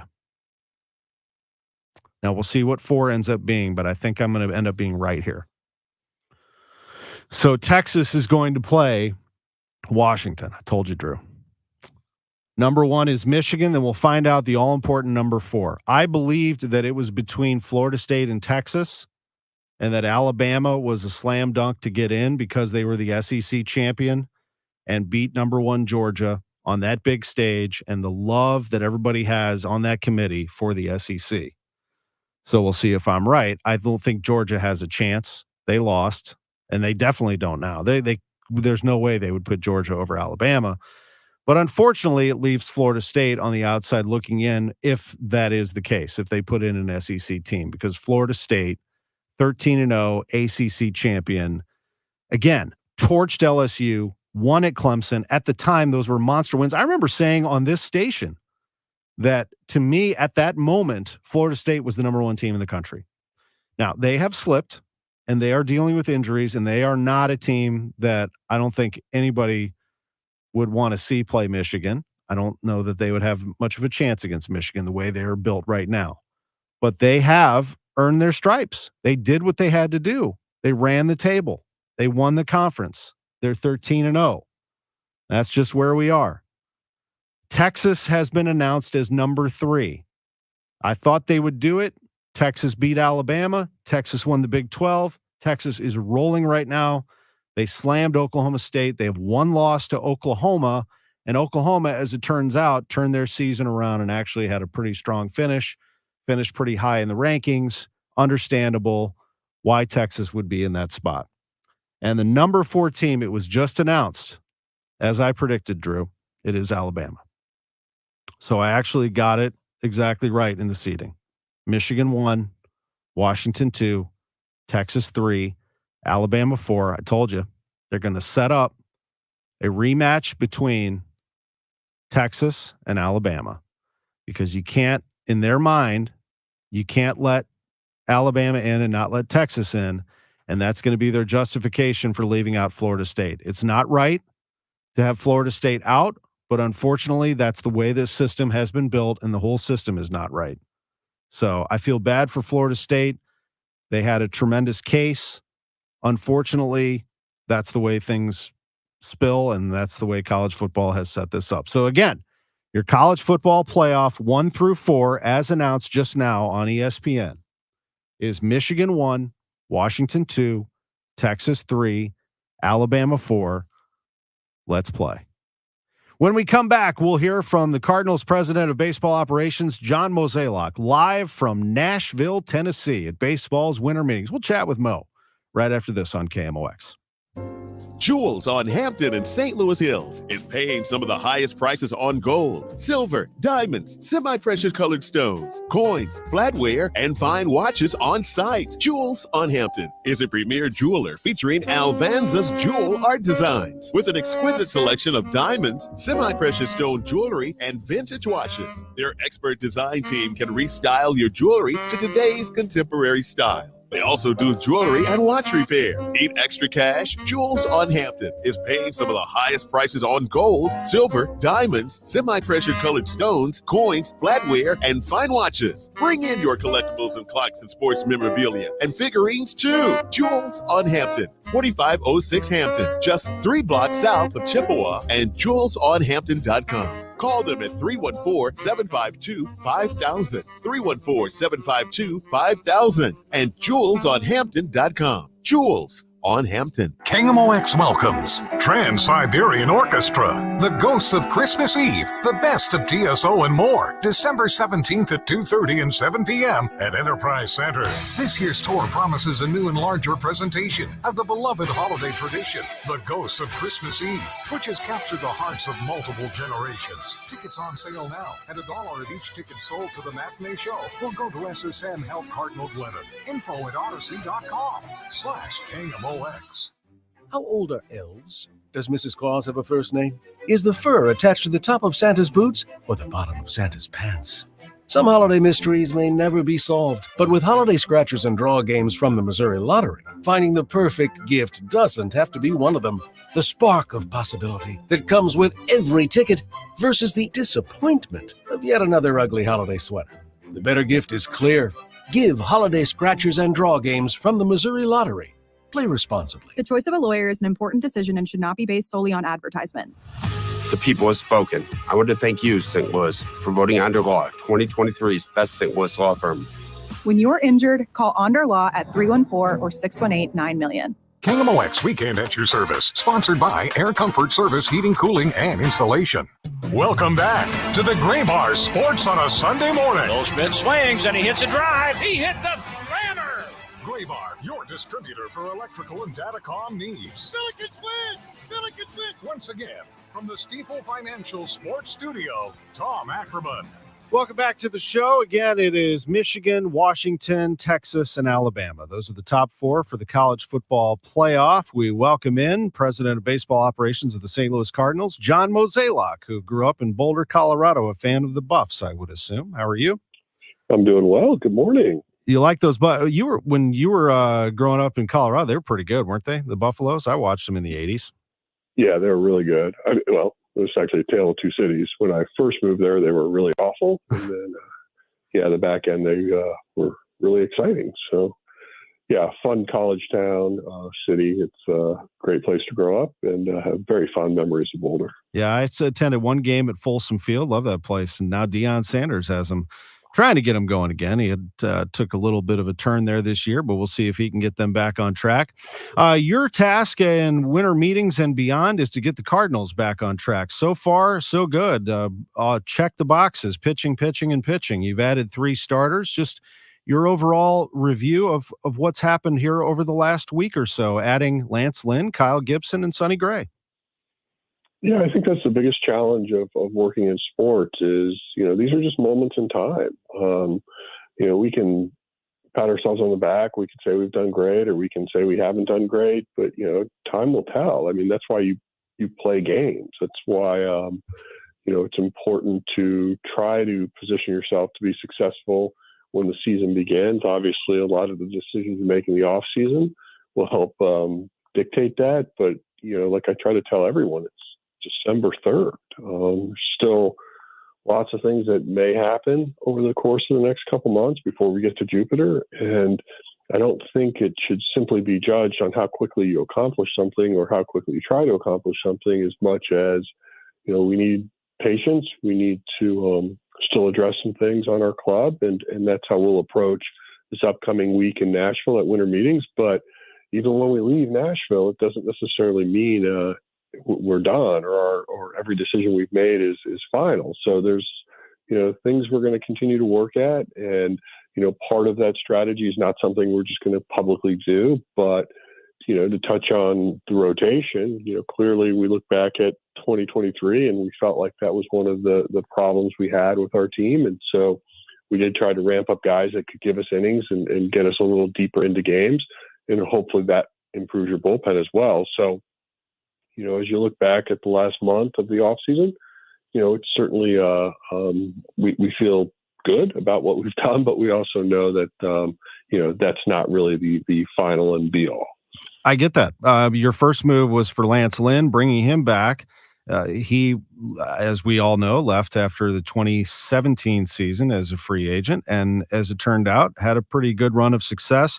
Had a blip. More than a blip. I mean, he gave up 44 home runs last year, but I talked to Ollie Marmol about it a little bit. He said that the Cardinals and Lance both identified something that they think that could help him turn around, and that was part of the reason why he is now with the Cardinals. Do you agree with that?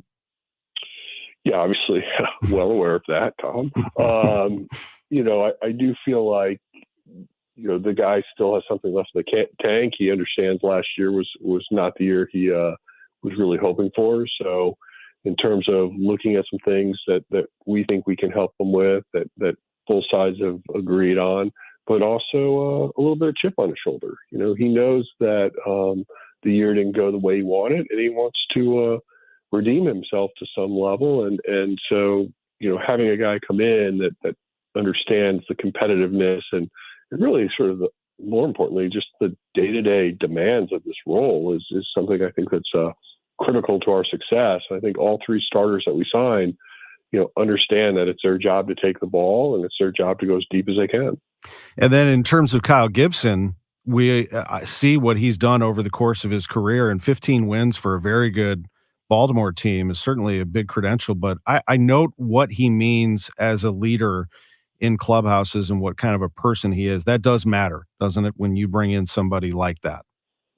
Well, I definitely think all 3 of these guys have something to bring to clubhouse culture. And, as much as innings are important, as much as successes is important, this was also something that we valued. You look back at a very difficult year in 2023, and you try to identify things that you felt as an organization we could do better. And I definitely think like clubhouse atmosphere, accountability is something that's important. And you think back to 2022, and you had the presence of Adam Wainwright, you had the presence of Yadier Molina, you had the presence of Albert Pujols. Those are big important figures. And yes, Adam was part of the club in 2023, but missing time, I think when you're on the IL, it's harder to have that same impact. And so I think one of the things that we thought was important was to try to really ramp up how we think about culture and the importance of our clubhouse. I feel like you've always wanted Sonny Gray, even when he was a young man, that he just sort of fit at what you are all about as an organization. And it certainly feels that way now as it did then. He has pretty much everything you could want. Just how did this come together? When you weren't on our show last week, in retrospect, now I think back and I think, well, now I kind of see why. Maybe probably trying to finalize something with Sonny Gray on that Sunday, or was it before that? No, we had come to agreement before that. I actually said something personal going on, okay. but overall, it was something that I felt like from a timing standpoint, we really needed to first try to get some innings guys done, and that was where both Lance and Kyle fit in, and then ultimately then try to do something a little bigger, and then with Sonny. Obviously there was mutual interest both sides, and then it just became, could we time it right? And, fortunately for us, we did. And certainly glad he's here. To your point, yep. Remember following his career when he was at Vanderbilt. I remember that draft. I thought there was a really good chance we might get him. We didn't. And then, here we are. But always a big fan of him, super competitor. Really wanted to be here. And those are just traits we really value. Again, John Mozeliak, president of baseball operations. I don't ever want to put you in a position to reveal strategy. I'm not trying to do that. I do look at this trade market and wonder how you look at it. The way I look at it is there seems to me that position players are at a premium. They're kind of hard to find. Everybody has looked at this pitching market. How do you see it? And do you feel like if you wanted to get engaged in the trade market that you have some pieces, if necessary, to move? Well, I think we all would agree we have some pieces to move. We're just trying to determine which ones, and if we decide to go down that path, what's our return look like? And so, just trying to really go through that exercise right now. Obviously, after we made the announcement of Sonny Gray, we really sort of focused more now on what that trade market looks like. I think we have a pretty good feel for that, but like anything, I think as this week starts to unfold a little bit more, we'll have a better gauge of what we think is realistic or doable. And so I do think the next 3 or 4 days will be meaningful and fun to follow. And I know you haven't closed the door on anything, to your point. It's always fluid and open, but I do see those needs in the bullpen, as I know that you've mentioned before. What are they? What do you see in that bullpen that you would like to pursue? Well, I think a couple of things. One would be is if we had the ability to maybe get somebody who could be a swing person, meaning not afraid to take the balls in the rotation, but not afraid to move to the bullpen, or try to find someone that maybe could, take a more meaningful role in the bullpen. So we're just going to be open-minded. We feel we have some strength from the left side. We actually feel like, 9th, 8th, 7th, we have some coverage, but as you know, on any given day, not everybody's available. So just adding some depth to that would be critical too, if we could, or helpful. So, we're just going to approach it with that mindset. And then finally, your staff and bringing on Daniel Descalso. I have not had a chance to talk to you. I know you've talked to the media about it, but gosh, I feel a real closeness between Ollie Marmol and Daniel Descalso. And I'll follow up with a question about Yachty, but I want to touch on Descalso real quick, another world champion. I talked to Ollie, and he seems overly enthusiastic about bringing in Descalso. They are pretty tight, aren't they? They came up together. Yeah, they're definitely close.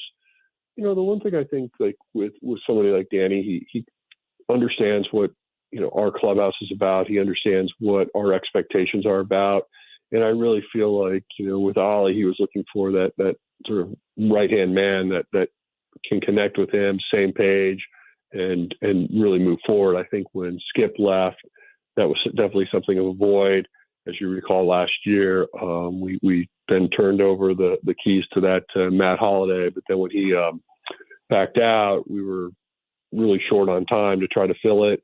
We went with Joe McEwing, and he did a nice job. But I feel like just from a relationship standpoint and expectation standpoint, we Ollie and the group really wanted to try to find someone that really understood really what the Cardinals are about, and maybe understanding more recently what it's about. And so I think the fit moving forward should be a good one. And you mentioned Yadi. Obviously, he was somebody that we were talking with, but it became clear that making this type of commitment would be difficult at this time. And so he's going to remain in Puerto Rico, and I'll probably have a more formal response to what 2024 will look like either sometime this week or early next. Got it. I will wait for that, and I appreciate your time very much as always. These 10 minutes are very valuable to us on these Sundays. Have a great winter meetings. We have Matt Pauley and Mike Claiborne down there, so they'll be asking you some questions in those media sessions and beyond, and we appreciate this time on Sports on a Sunday morning. All right. Well, thank you, Tommy. Good to talk to John Mozeliak, Cardinals president of baseball operations. Sonny Gray, Cardinals pitcher, his visit with Matt Pauley is upcoming. Again, if you have missed it, the college football playoff teams have been announced. They are, and some are going to feel like the committee did it right, and some are going to feel like the committee did it wrong by leaving out Florida State. But they are number 1, Michigan, number 2, Washington, number 3, Texas, number 4, Alabama. What that means is Michigan is going to have to deal with Alabama in the college football semifinal. And let me tell you, Alabama is playing as well as anybody in the country right now. You could say that Florida State is not the same team as they were early in the year, and I would agree with you. I did feel like Florida State should have gotten a nod here as an undefeated champion in the ACC. But they are out, so we'll just deal with it and roll forward. The also argument can be made that Alabama is not the same team that it was when it lost to Texas. And Alabama is going to play Michigan. I'll be very curious to see how that spread is set and what that game looks like. The second one is the 2-3 matchup, and that is going to be Washington and Texas. What the committee has done here is they have set up a possible rematch between Alabama and Texas from Tuscaloosa. That was a huge topic among everybody, that Texas deserved an entry because of their win over Alabama. Well, they may get their wish. They may get Alabama a second time. Good luck with that. We'll see how that all goes and shakes out coming up in January. We'll also take a look when we come back at what Missouri is going to get as more bowl announcements are rolling in. It is next on KMOX. I'm Dave Glover, and I see clearly now thanks to the doctors, Dr. Greg Birdie, Ranjan Malhotra, Robert Brusati, Andy Royer, and Samuel Barry. You can too. Just go to youridoc.com. The choice of a lawyer is an important decision and should not be based solely on advertisements. St. Louis, thank you for choosing Under Law as STL Today's 2023 best law firm. Although our work has always been about you, we are proud yet humbled to be acknowledged by the community we serve and love. At Under Law, we will continue our mission to make a difference, one case at a time. When you're injured, you need the best. Call Onder Law at 314 or 618-9000000. This week on The Rachel Zimmerman Show, we talked to Bill McClellan. He recently wrote an article about the St. Louis attitude that I found very interesting. We'll also talk to someone from the Grafton Loading Dock about their ice skating rink opening for the season. Plus, are people more dissatisfied at work now than they were during the peak of the pandemic? Listen to it all on The Rachel Zimmerman Show Friday night at 9 p.m., Saturday morning at 7 a.m., or podcast the show on the Odyssey app or anywhere else you get your podcasts. Audi Kirkwood is under construction, and our savings are through the roof. Save big during our construction sales event. Get up to 10% off MSRP on select new in-stock Audi models, plus low financing rates. Choose from over 500 vehicles, including the A4, Q5, Q7, e-tron, and more, all with complimentary home delivery. Our sales and service departments are still open during normal business hours. Shop AudiKirkwood.com or visit us on Manchester Road in Kirkwood. My dad has a cold, but also has high blood pressure. That's why I got him Vicks DayQuil High Blood Pressure for max strength daytime relief. Unlike some ordinary cold medicines, it's specially formulated for people like my dad. DayQuil High Blood Pressure is sugar-free, alcohol-free, and decongestant-free. Vicks DayQuil High Blood Pressure. The daytime, non-drowsy, coughing, aching, fever, sore throat, cold, and flu for people with high blood pressure. Like my dad. Medicine. Use as directed. Nobody wants a surprise in their jelly donut. It's toothpaste? That's because the middle is the most important part. At Graybar, we're at the middle of electrical and datacom jobs across the country, connecting installers, facility managers, and business owners with smart solutions for their most challenging projects, which means stocking and delivering crucial products on time and on budget with no surprises, thanks to our nationwide logistics network. Yep, Graybar does that. For all station contest rules, go to KMOX.com/rules. Welcome back to the Graybar Sports on a Sunday morning. Goldschmidt swings and he hits a drive. He hits a slammer.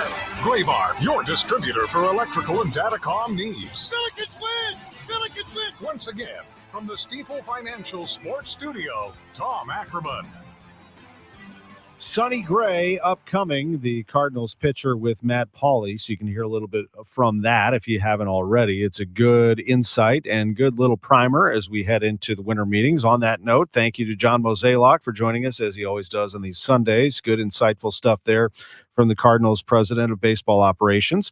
We did get word on the college football playoff rankings. They are final. And these teams will be playing for the national championship. It will be Michigan, number 1, Washington, 2, Texas, 3, and Alabama, 4. So Texas jumps 4 spots from 7 to 3.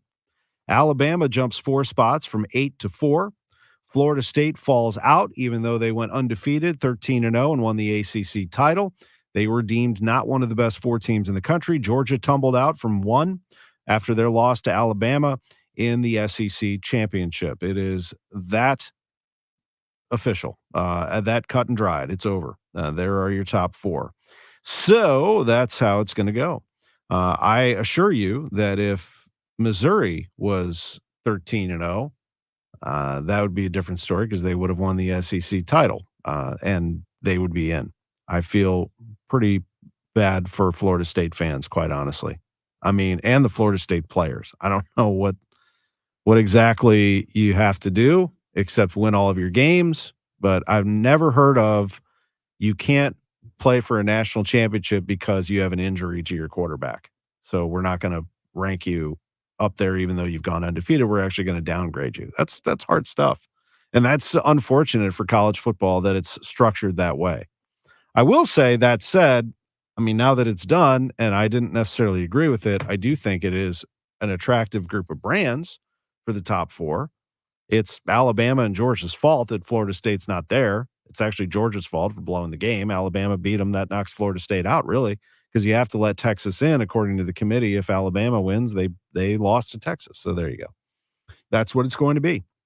We'll look at the rest of the bowls as they start to get announced. In the meantime, that's your college football playoff setup. And this is Cardinals pitcher Sonny Gray with Matt Pauley. It's a good feeling. It's a good day, not only for me, but for my family. And we're excited. Like I said, St. Louis is a place that we've wanted to be at for a while now. So to get this opportunity and to be here and to make it official is it feels good. It's a good day. It's a good day.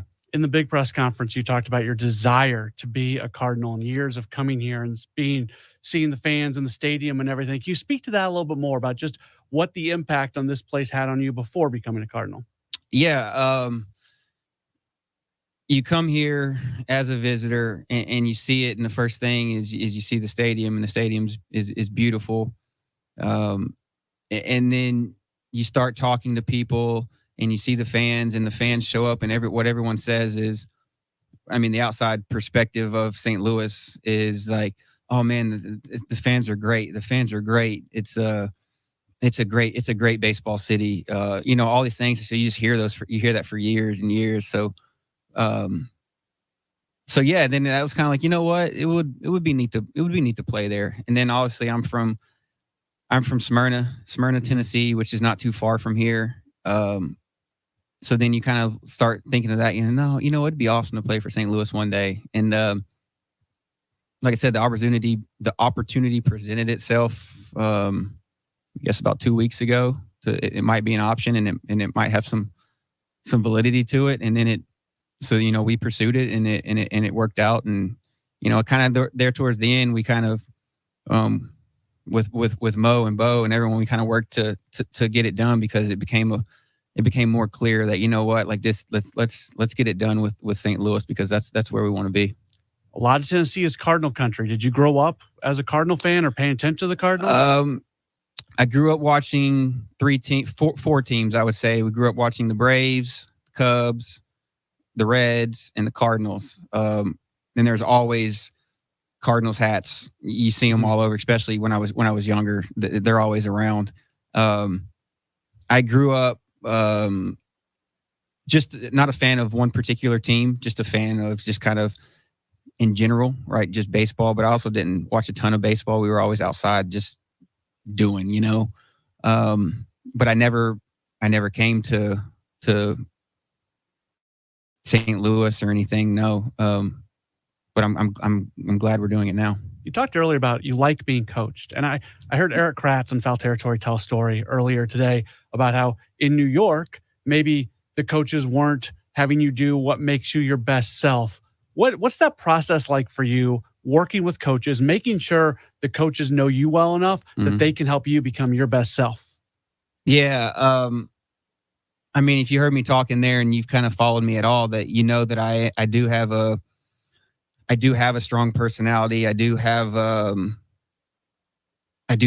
lot of fire. I do have my own thoughts. I do have a lot of my own ideas, but at the same time, it's like I love being coached, but I also have to respect and understand, where it's coming from.